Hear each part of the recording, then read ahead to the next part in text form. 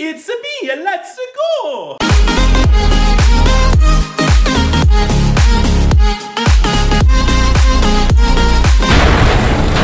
The Super Mario Galaxy movie. I really loved the first film. So when they announced they were doing a Super Mario Galaxy movie, I was excited. You know, obviously, I'm not like the biggest Mario Galaxy person, but I still enjoy the video game. So what did I think of the Super Mario Galaxy movie?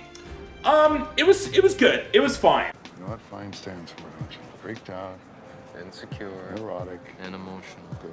There are a couple of key elements that I wish they had changed in this film that maybe would have made it a little bit better. I gave the first film, the Super Mario Bros. Movie, an A-. First of all, I have to say, the movie is stunning to look at. It is gorgeous animation. The animators did a fantastic job of not just creating a world that's visually appealing, but like bringing together all these different worlds from Super Mario into one film and doing it very seamlessly. Like, I thought the visuals and the animation are probably the best part about this film. The performances are overall pretty good. Like, I thought Chris Pratt and Charlie Day are awesome as Mario and Luigi, of course. Then you have Anya Taylor-Joy as Peach. Jack Black is great as always as Bowser. A little bit of a different Bowser in this film than you got in the first one, but still really entertaining. And of course, like, the rest of the cast is great. But I really did enjoy the new additions. Like, Brie Larson as Rosalina, I thought was great. I really enjoyed Donald Glover as Yoshi. Even though I don't understand why they got someone so famous and huge like Donald Glover to voice Yoshi when all Yoshi says is Yoshi in the high squealing pitch voice. So, like, you can't even tell it's Donald Glover. Benny Safdie as Bowser Jr. was great too. But maybe the standout performance, and I'm gonna say spoilers, spoiler alert. Though, you know what, he's in the trailer, so it's not spoiling anything at this point. But Fox McCloud being played by Glenn Powell was like dead on perfect. And I love that he was in this film. The comedy is pretty good in this film. I found it very funny, just like the last movie. It's a solid, fun, good time kids movie. And if you expect that going into this movie, I think you will enjoy it a lot. If you enjoyed the first film, you will also enjoy this movie. Is this movie better than the first one, though? Definitely not. Definitely not.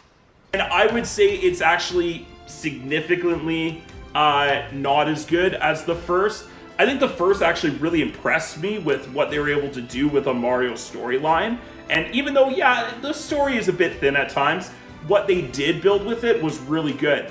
This movie, I hate to say it, but the story was very thin. And in fact, it was kind of mumble jumbled and all over the place at times. Where the first film, like, you actually dive into Mario and Luigi and their relationship and them, you know, being brothers and what that looks like. And I appreciated their character development. Where in this one, they were kind of on the back burner, and then they sort of pushed Peach and Rosalina into that role as Mario and Luigi, which I liked. I liked those two characters, but again, even what they had to play with was really thin, you know. And then they sideline a bunch of characters. Like, DK is not even in this film.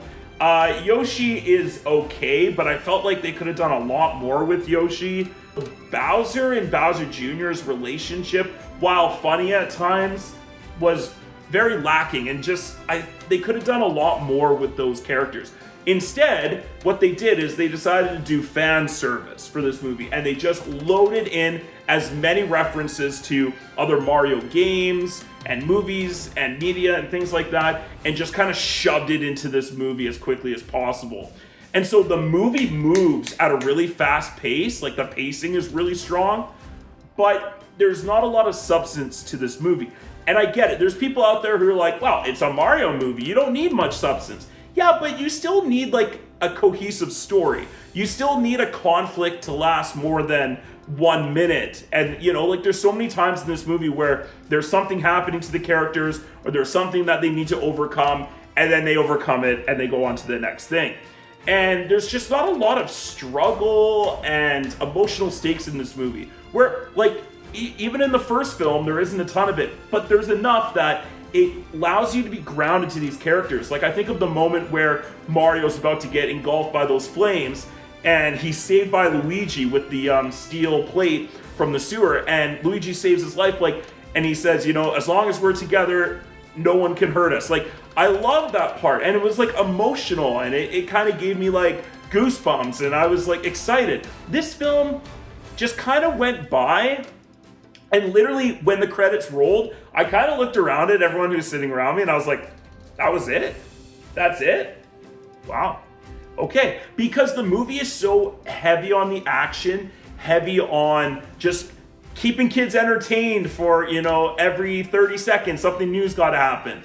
And I really felt dragged down by that lack of story and character development. Now, again, I understand it's a kids movie, so I'm not being critically harsh on the film for being thin that way. And like I said, the first film, not a you know, expanding you know, story, not a great character development, but it was at least there in the film, where in this movie it felt totally removed. It's also a sequel, so it's just inherently not going to be probably as good as the original, and in this case it definitely suffers from sequelitis.